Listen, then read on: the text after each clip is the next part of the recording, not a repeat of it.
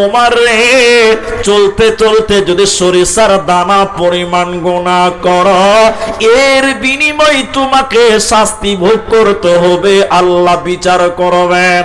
হযরতে ওমর বাচ্চা ছেলের মতন টুকরে টুকরে কাঁদতে লাগলেন। তার ভিতরে দেখেন আল্লাহর ভয় ঢুকে গেছে। চুল পরিমাণ গুনাহ যদি আপনি আমি জেনে শুনে করি, সরিষার দানা পরিমাণ গুনাহ যদি জেনে শুনে আমরা করি, এর কারণে আল্লাহ আমাদেরকে শাস্তি দেবে, এর কারণে আল্লাহ বিচার করে সাজা ঘোষণা করবে। অতএব মানুষের দল, আল্লাহকে ভয় করো, গুনাহ করে বাঁচা যাবে না।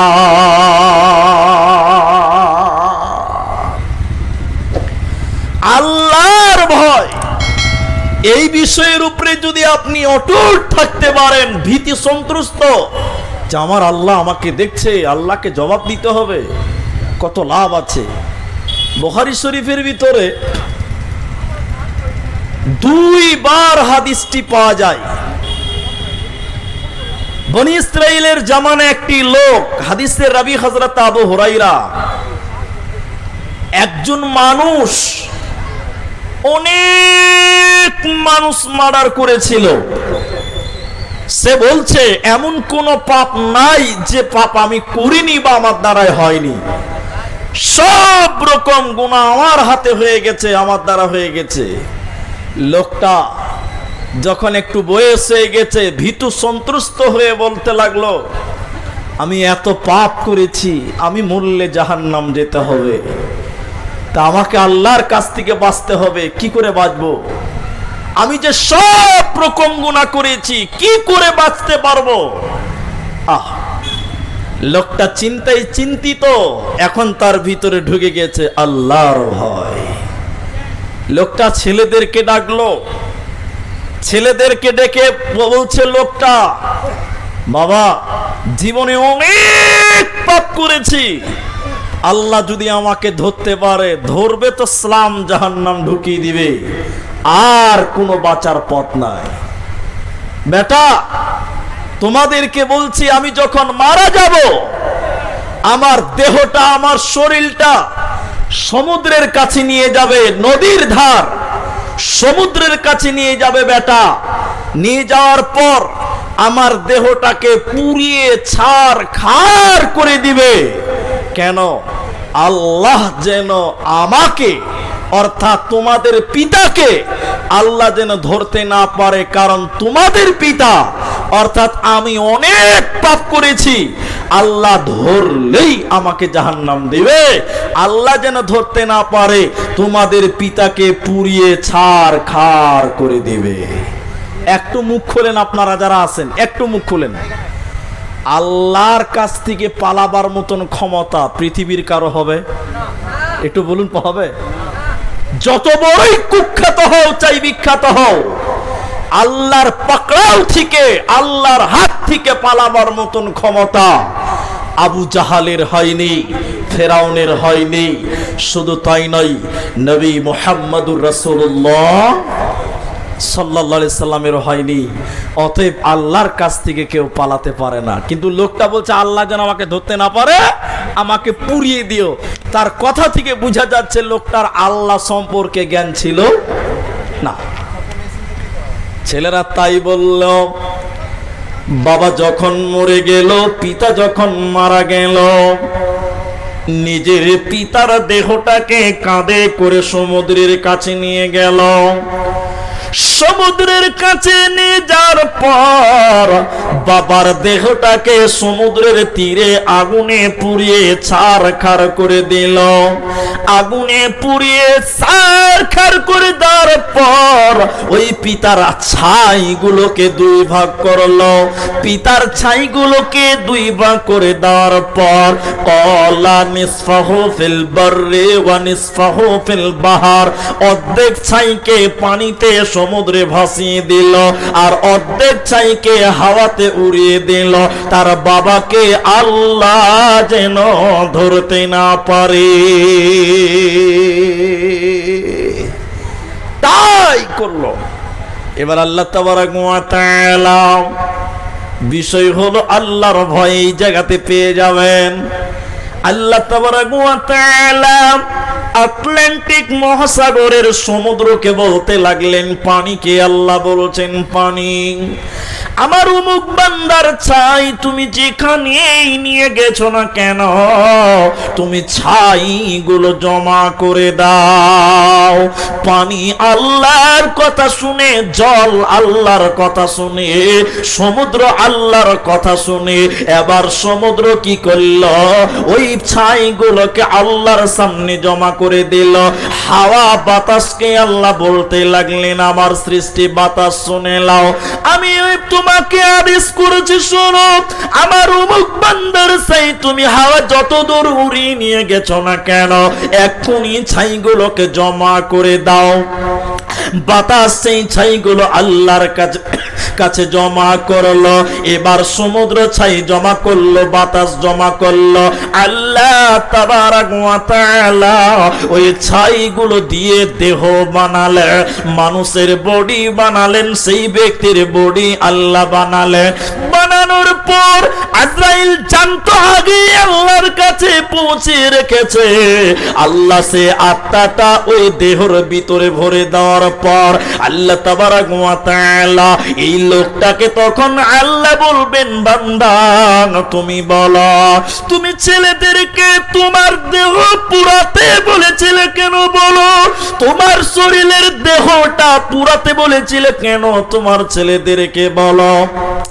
লোকটা এবার আল্লাহকে বলবেন আল্লাহ তুমি সব জানো। আল্লাহ তাবারাক ওয়া তাআলা পৃথিবীর কোনো কারণ নয়, দুনিয়ার অন্য কোনো উদ্দেশ্য নয়, অন্য কোনো কারণে নয়। আল্লাহ তুমি সব জানো, তারপরেও শুনে নাও মাবুদ, শুধুমাত্র আপনার ভয়, আয় আল্লাহ শুধুমাত্র আপনার ভয়ের কারণে, আল্লাহ আপনার ভয়ের কারণে আমি পুরাতে বলেছিলাম। আল্লাহ বলবেন বান্দা শুনে নাও। আল্লাহ তাবারাক ওয়া তাআলা তখন বলবেন বান্দা তুমি আমি আল্লাহকে ভয় করেছিলা, আমার ভয় তোমার ভিতরে ছিল, তুমি আমাকে ভয় করেছিলা। ফাগাফারা লাহু, যাও যাও যাও, আমি আল্লাহ তোমার জীবনের গুনাহকে ক্ষমা করে দিলাম, তোমাকে জাহান্নাম যেতে হবে না, হবে না। এত বড় পাপী, এত বৃহৎ পাপীকে আল্লাহ ক্ষমা করে দিলেন কেন? শুধুমাত্র আল্লাহকে ভয় করার কারণে।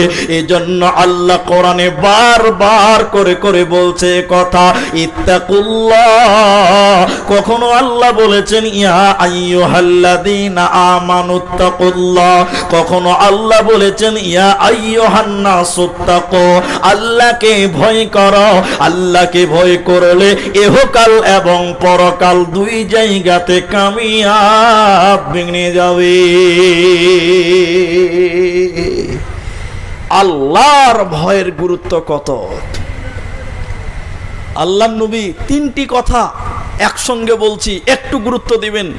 যারা বাচ্চা ছেলে আছে তারা বুঝতে পারবে না, একটু মনোযোগী হন তাহলে আপনি বুঝতে পারবেন। আমার মায়েরা, গতকালকে হাদিসের ঝাঁসটা বলেছি, পরিপূর্ণটা বলিনি, আজকে বলি, শুনেলেন। এদিকে দেখেন, আল্লাহর নবী বলেছেন তিন প্রকার চক্ষু আছে এমন দুনিয়াতে, তিন প্রকার চোখ রয়েছে এমন দুনিয়াতে, যেই চোখগুলি আল্লাহর জাহান্নামের আগুনে পুড়বে না।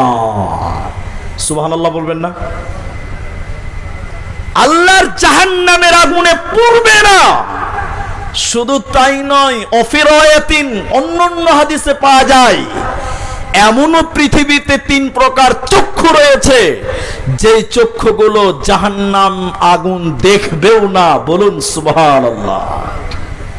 আপনি ভাবতে পেরেছেন জাহান্নামে যাবে পূর্বে, ও অনেক দূরের কথা, আরে জাহান্নামে যাবে তো দূরের কথা, জাহান্নামের আগুন দেখবেই না।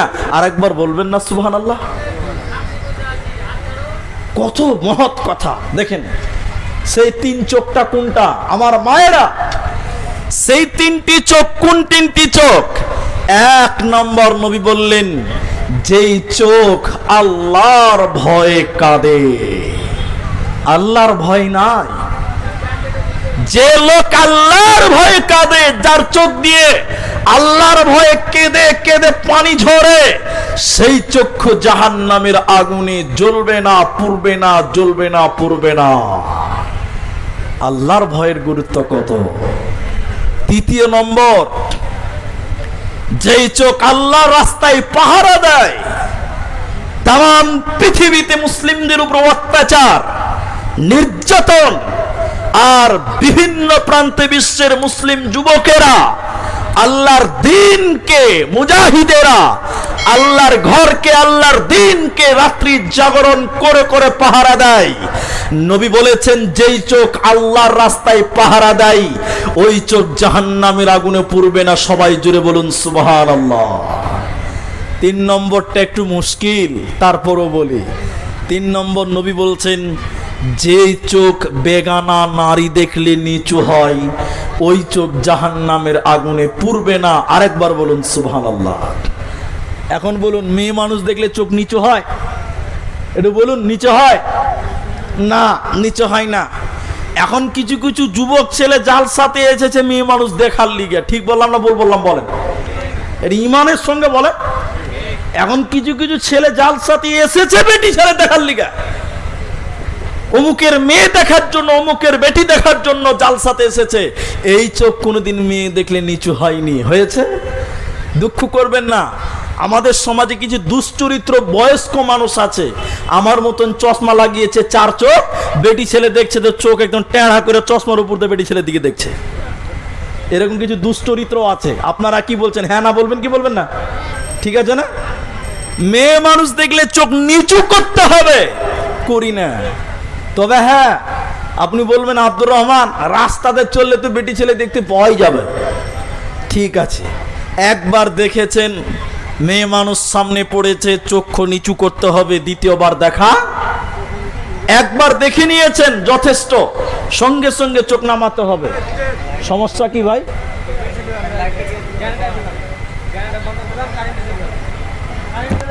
তো লাইট জ্বালাও, লাইট জ্বালাও ভাই।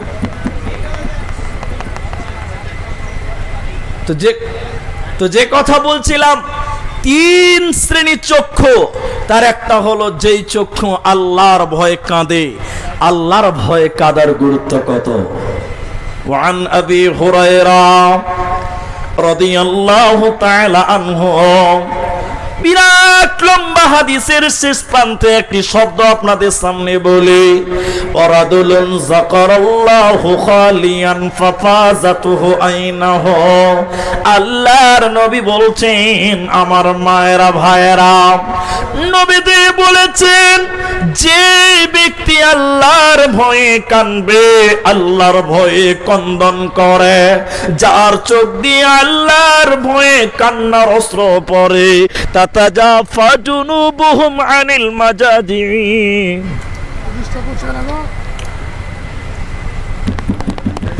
যে চোখ আল্লাহর ভয়ে কানবে, আল্লাহর ভয়ে অস্ত্র ঝরবে। নবী বলেছেন, কিয়ামতের দিন মানুষের যখন গরমে সূর্যের তাপে পুড়বে আর বলবে বাঁচাও বাঁচাও, যেদিন মানুষের চামড়াগুলো পুড়ে যাবে, যেদিন মানুষের মাথার মগজগুলো টকবক টকবক করে ফুটতে থাকবে, পুড়ে যাবে, নবীজি বলছেন সেদিন কোনো ছায়া থাকবে না, একটা মাত্র সেদিন ছায়া থাকবে। ওই ছায়াটা হলো আল্লাহর আরশের ছায়া, আল্লাহর রহমতের ছায়া, আল্লাহর আরশের ছায়া। নবীজি বলেছেন, সেই আল্লাহর আরশের ছায়াতে 7 প্রকার মানুষকে সেদিন আশ্রয় দেওয়া হবে। ওই 7 জনের ভিতরে নবীজি একজন বলেছে, যে ব্যক্তিটা আল্লাহর ভয়ে কাঁদবে, যে ব্যক্তি আল্লাহকে ভয় করবে, আল্লাহর ভয়ে কাঁদবে, ওই ব্যক্তিকে আল্লাহ কিয়ামতের দিন তার রহমতের ছায়া, বরকতের ছায়া, আরশের ছায়াতে স্থান দেবে। ওই লোকের কিয়ামতের দিনে কোনো চিন্তা রবে না, রবে না, রবে না।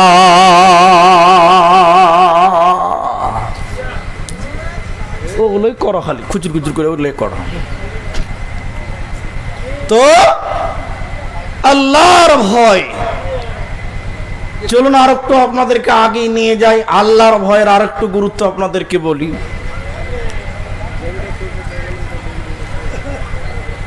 এখনো আপনাদের সামনে মূল আলোচনার এক পর্ব শেষ করেছি, এখনো 2 পর্ব বাকি আছে। আল্লাহর ভয় মানুষকে সুজা করে দিতে পারে, গুমরাহি পথ থেকে মানুষকে ফিরিয়ে আনতে পারে, মানুষকে সোজা রাস্তায় এনে দিতে পারে আল্লাহর ভয়। একসঙ্গে এতটি লোক উঠছে, কি ব্যাপার ভাই?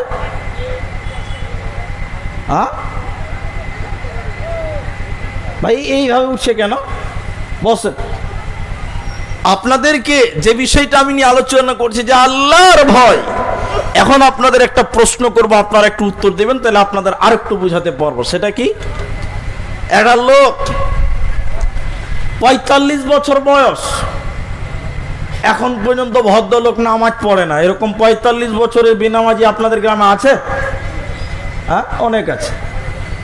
45 বছর বয়স, এখনো দাড়ি রাখে না। সুন্নতের দাড়ি তার জবাব মুখে নাই, চেহারাতে নাই। তোকে বলছি, চাচা, ও চাচা, নামাজ পড়ো না? হ্যাঁ, নামাজ পড়তে হবে, বাস, ওতেই শেষ হয়ে গেছে। ফের ইমাম সাহেব একদিন বলছে, চাচা নামাজ পড়বেন না? হ্যাঁ, নামাজ তো পড়তে হবে। 45 বছর বয়স, এখন বলছে পড়তে হবে। তাহলে বাঁচবি কতদিন রে ভাই? হ্যাঁ, নামাজ পড়ে না। এখন আপনাদেরকে যে কথাটা বলছি, এই লোকটা যেদিন তার জ্ঞান হয়েছে সেদিন থেকে জেনেছে যে নামাজ পড়তে হয়। জেনেছি কি জানেন? একটু হ্যাঁ না বলুন। জানে। এরপরে মুলবি সাহেব প্রতি জুমাতে বলছে নামাজ পড়ো, নামাজ পড়ো, নামাজ পড়ো, পড়ে না। বছরে 4টা-5টা জালসা, জালসাতে মুলবিরা বলছে, জলসা বলছে নামাজ পড়ো, নামাজ পড়তে হয়, নামাজ পড়ে না।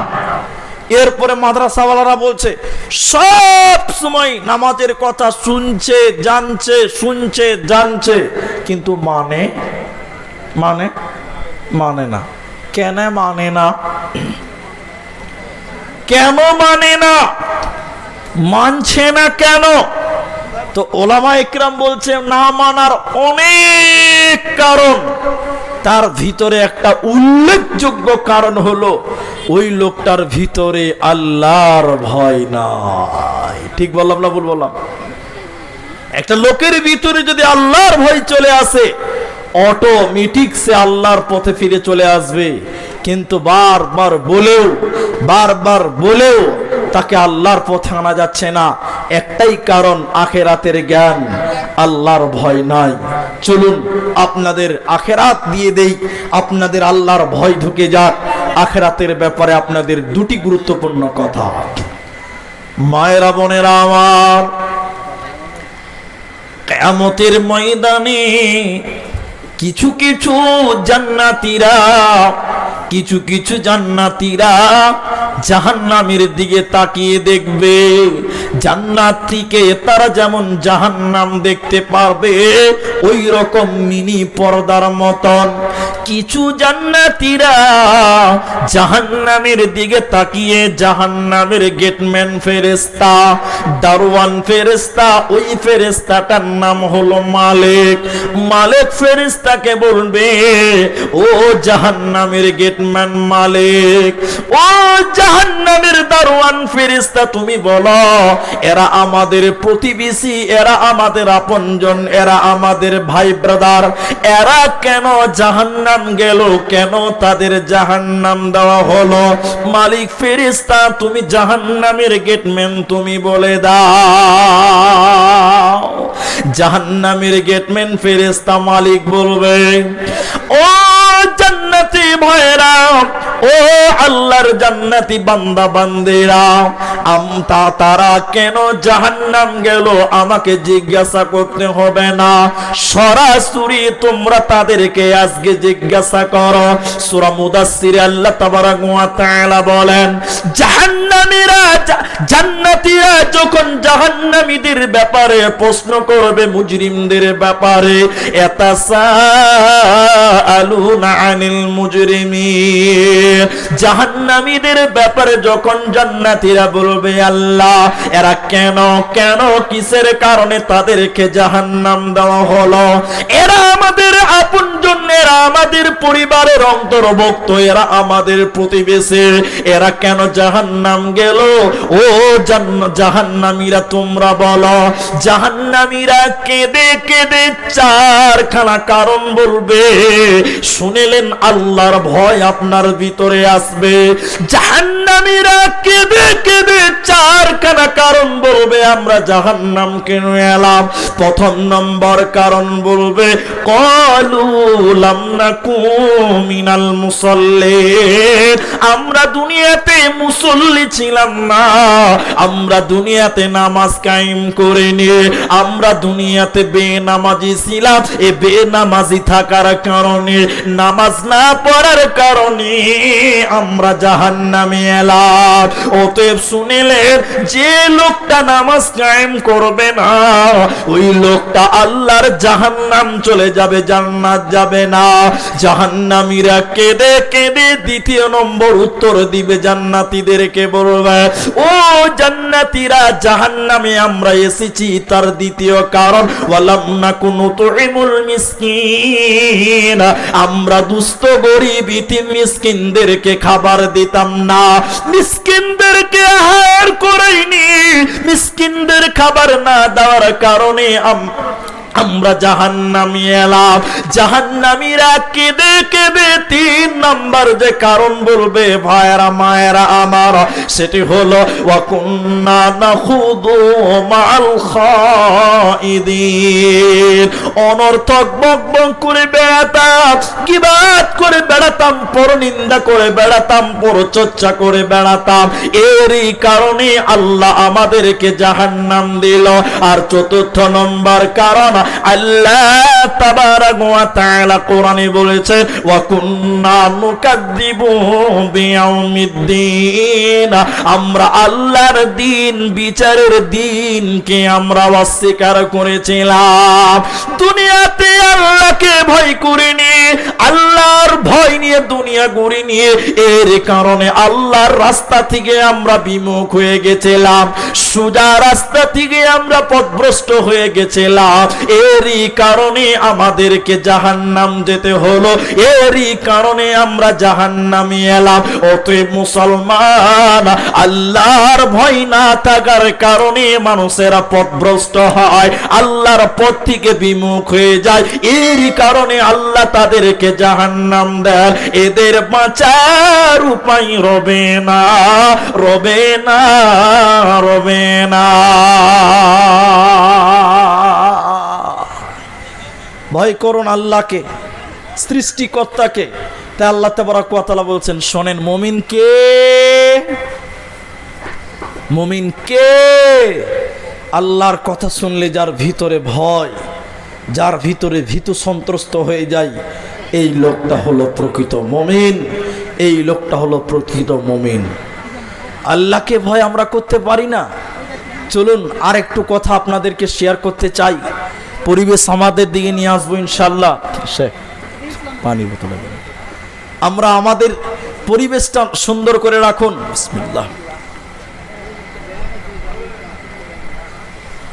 তাহলে বুঝতে পারবেন আপনার দিলে কখনো ভয় আসেনি, আল্লাহর ভয়।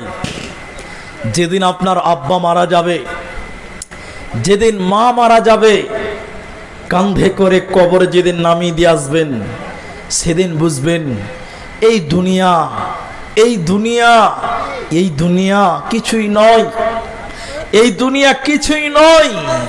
আজকে আল্লাহকে ভয় করেন না, নিজের ক্ষমতা এত পাওয়ার। যেদিন মরে যাবেন সেদিন আপনাকে কেউ গোসল দিতে আসবে। আপনার এত ক্ষমতা, আপনি আল্লাহকে ভয় করেননি দুনিয়াতে, আপনি মারা গেছেন, আপনার বিবি আপনার গোসল দিতে সাহস পাচ্ছে না, আপনার আপনজন আপনার গোসল দিতে সাহস পাচ্ছে না। একটা কমজোর লোক, দুর্বল লোক আপনার দেহটা গোসল করাচ্ছে, তখন আপনাকে যেদিকে ঠেলছে সেদিকে আপনি পড়ে যাচ্ছেন। সেই লোকটা মনে মনে বলছে, আহ লোকটার কত ক্ষমতা, আহ লোকটার কত বাহাদুরি ছিল, লোকটার কতই না ক্ষমতা ছিল। আজকে লোকটার কোনো মূল্য নেই। কোনো শক্তি নেই, নিঃস্ব আজকে লোকটা, যেদিকে ঠেলি সেদিকেই চলে যায়, আজকে নড়াচড়া করতে পারে না। অতএব দুদিনের দুনিয়াতে ক্ষমতার কিছুই নেই, বাহাদুরের কিছুই নেই, তুমি আল্লাহর কাছে পাকড়াও হবে। হাল আতাকা হাদিসুল গাশিয়া, আল্লাহর চাদরে তোমাকে আবদ্ধ হতে হবে, আল্লাহর কাছে তোমাকে পাকড়াও হতে হবে। তোমার নিস্তার কোনো, তোমার বাঁচার কোনো পথ নেই। শুধু তাই নয়, শেষ আয়াতটা আপনাকে এই ব্যাপারেই বুঝিয়ে দেই, ভয় করুন আল্লাহকে। ইন্না জালজালাতাস সাআতি শাইউন আযীম, কিয়ামতের ভয়ঙ্কর দিন সম্পর্কে আল্লাহকে ভয় করুন। যেই দিন আপনার মুখ কথা বলতে পাবে না, যেই দিন আপনার মুখের ক্ষমতা বন্ধ হয়ে যাবে, যেদিন মিথ্যা কথা বলার মতন কোনো অবকাশ পাবেন না, পালাবার মতন কোনো অবকাশ পাবেন না, সেই দিনকে ভয় করুন, সেই দিন সম্পর্কে আল্লাহকে ভয় করুন। চলুন আপনাকে আয়াতের দিকে তার করাই। আপনি আজকে আল্লাহকে ভয় করছেন না, সেদিন বুঝতে পারবেন কত জ্বালা। দেখেন আল্লাহর একটু ক্ষমতা দেখায় আপনাকে। আপনি দাঁড়িয়ে আছেন কিয়ামতের ময়দানে, এদিকে দেখেন, আপনার হাত পেছনে বাঁধা আছে। সেদিন যত বড় কুখ্যাত হোক না কেন, আপনার হাত পেছনে বাঁধা থাকবে। সে আপনি নরেন্দ্র মোদী হন, আর যত বড়ই আবু জাহাল ফিরাউন হন না কেন, আপনার হাত যতই বড়ই ক্ষমতাশীল হন, আপনাকে পেছনে বাঁধবে, বেঁধে রেখে দিবে। এরপরে আল্লাহ হুকুম করবে, ওই ওই ওই ওই জাহান্নামকে হুকুম করবে। জাহান্নামে 70,000 লাগাম আছে। সবাই বলুন কত হাজার? 70,000 লাগাম। বুঝেন তো? উটের নাকে একটা লোহা ভরা আছে, ওতে দড়ি বানা আছে, ওইটাকে বলা হয় লাগাম। দড়িটাকে লাগাম বলে, টানবে তো আসবে। জাহান্নামে 70,000 লাগাম আছে, আর প্রত্যেকটা লাগামে 70,000 করে ফেরেশতা আছে। বলুন সুবহানাল্লাহ। ওই ফেরেশতারা আল্লাহ হুকুম করবেন, যখন আপনার হাত বাঁধা, আপনার হাত বেঁধে রেখেছে, আল্লাহ তাআলা হুকুম করবেন ফেরেশতাদেরকে জাহান্নামটা ময়দানে হাসর, কিয়ামতের ময়দানে উপস্থিত করো। ফেরেশতারা ওই রকম কিয়ামতের ময়দানে জাহান্নামকে টেনে টেনে টেনে টেনে নিয়ে আসবেন। আল্লাহি, আল্লাহর কসম, মেঘের গর্জন, বিজলি চমকালে যেমন কাক কাক করে আওয়াজ করে, অনেক পত্রিকায় শুনতে পাই, খবরে দেখতে পাই যে আজকে বিজলি পড়ে 5 জন লোক মারা গেছে, আজকে বিজলি পড়ে 7 জন লোক মারা গেছে। এই বছর কিছুদিন আগে, এই বছরই কিছুদিন আগে খবরে দেখছিলাম, একবার বিজলি চমকে আপনাদের পশ্চিমবঙ্গের মালদাতে একই জেলাতে 7 জন হসপিটালে ভর্তি, 3 জন মারা গেছে। এই অল্প কিছুদিন আগেকার কথা। শোনেন, বিজলি যেমন চক চক করে চমকায়, আল্লাহর নবী বলছেন জাহান্নাম ওইভাবে গর্জন করবে, মেঘের গর্জনের মতন রেগে গুস্সাতে জাহান্নাম একেবারে রেগে গেছে, গুস্সাতে এরকম বিজলি চমকাবে। আর আল্লাহকে বলবে, অত্যাচারীগুলো কোথায়, বেঈমানগুলো কোথায়, অত্যাচারীগুলো কোথায়, নিমক হারামগুলো কোথায়, যারা আল্লাহ আপনাকে মানেনি তারা কোথায়? সেই দিন আপনার কি অবস্থা হবে? আল্লাহ তাআলা তখন জাহান্নামের দিকে দেখাবেন। আল্লাহ তাআলা বলবেন, দেখো জাহান্নাম, তাকাও জাহান্নাম। জাহান্নামের আগুন দাউ দাউ করে জ্বলবে, জাহান্নাম চমকাবে, জাহান্নামের আগুন বোমের মতন বাস্ট হবে, ফুটবে, এরকম ফুটবে। আল্লাহ তাআলা তখন বলবেন, হাদিহি জাহান্নামুল্লাতী কুনতুম তুআদুন, এটাই সেই জাহান্নাম যেই জাহান্নামের ব্যাপারে তোমাদের ওয়াদা দেওয়া হয়েছে। সেদিন কোন রকম পালাবার উপায় থাকবে না। তাই আল্লাহ বলছেন, হে মানব সম্প্রদায়, ইয়া আইয়ুহান নাস ইত্তাকু রাব্বাকুম, তুমি তোমার আল্লাহকে ভয় করো। কিয়ামতের ভয়ঙ্কর দিন সম্পর্কে আল্লাহকে ভয় করো। সেদিন মানুষের পালাবার কোনো উপায় থাকবে?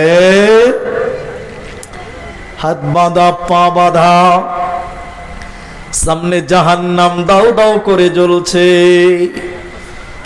এরপরে আল্লাহ তাবারক ওয়া তাআলা বলছেন, মানুষগুলির মুখ তখন আল্লাহ বন্ধ করে দিবে, মোহর মেরে দিবে।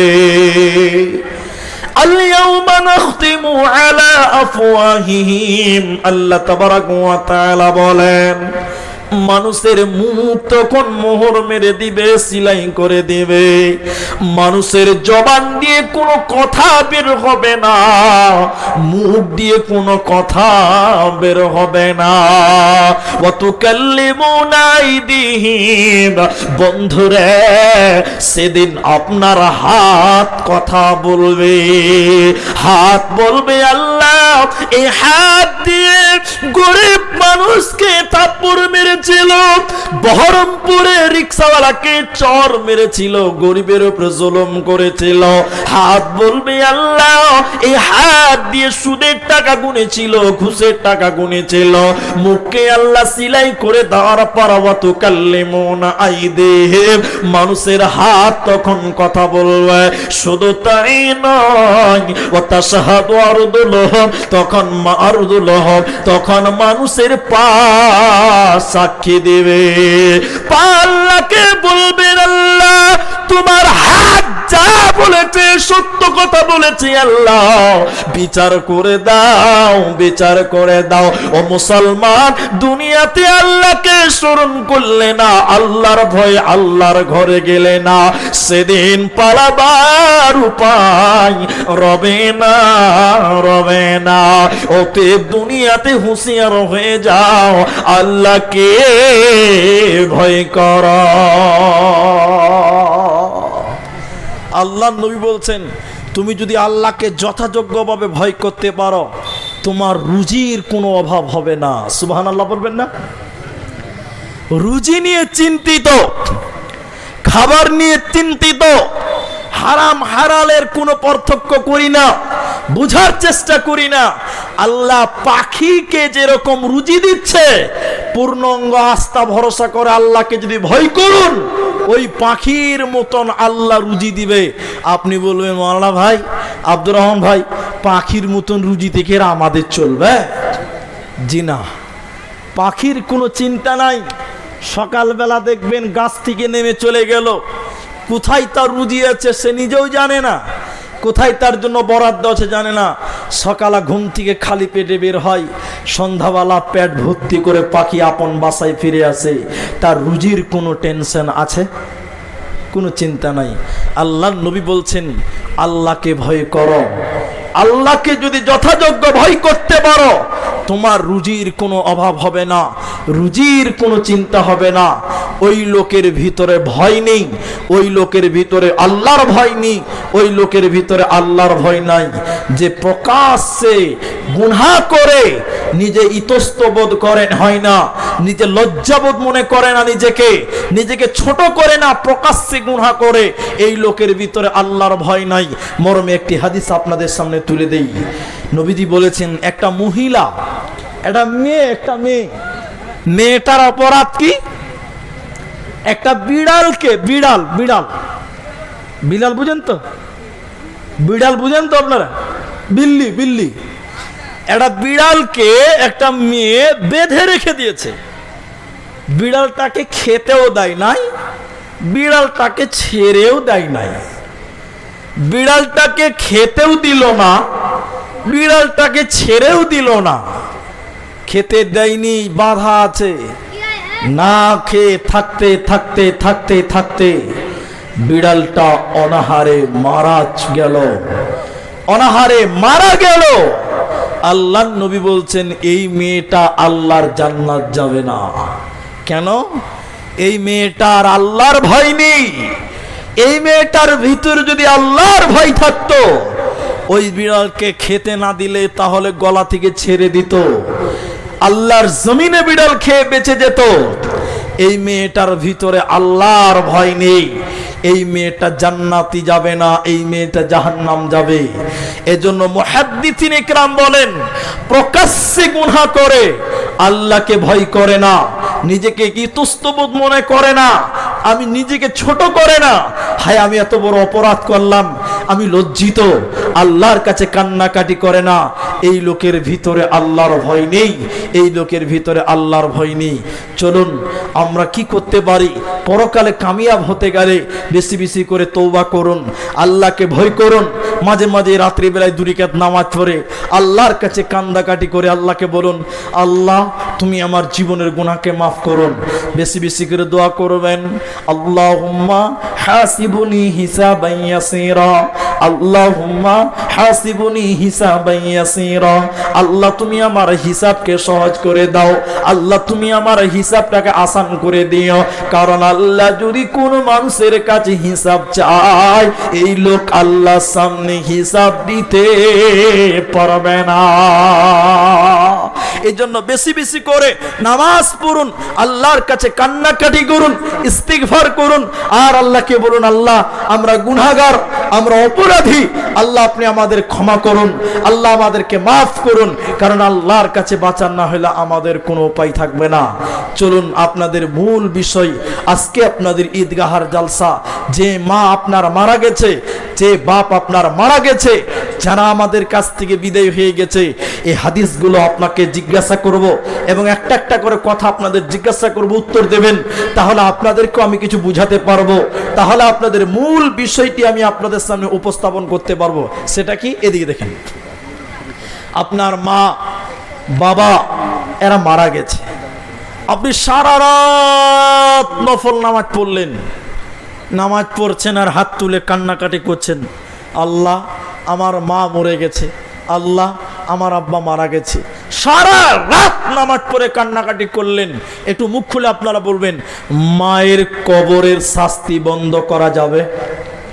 জোরে বলুন, যাবে? যাবে না, যাবে না, গ্যারেন্টি দিতে পারবেন না।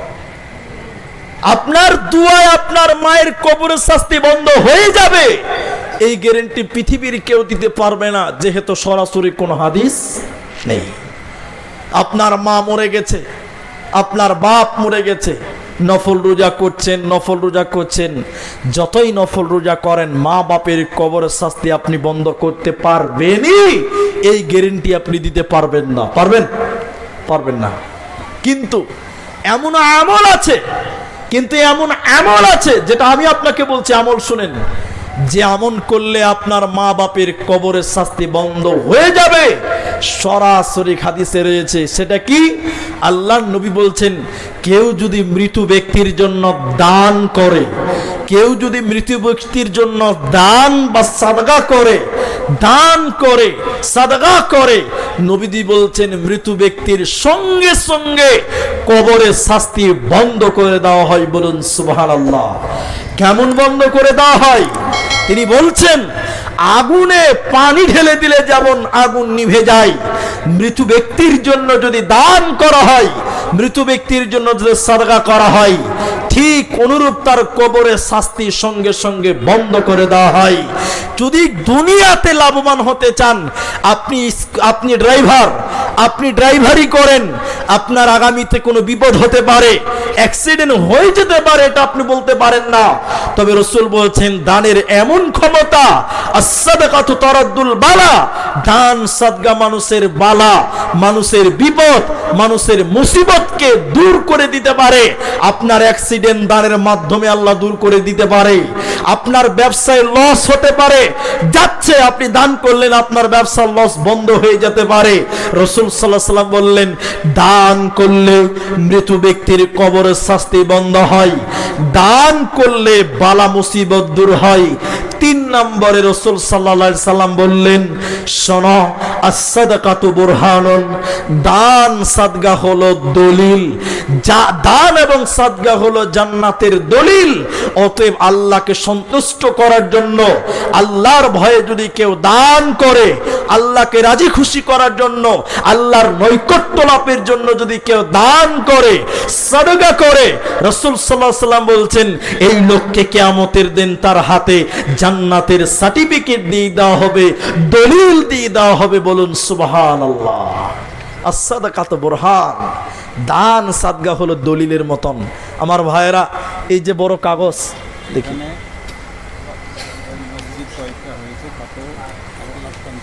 দানি বেশ কিছু আছে।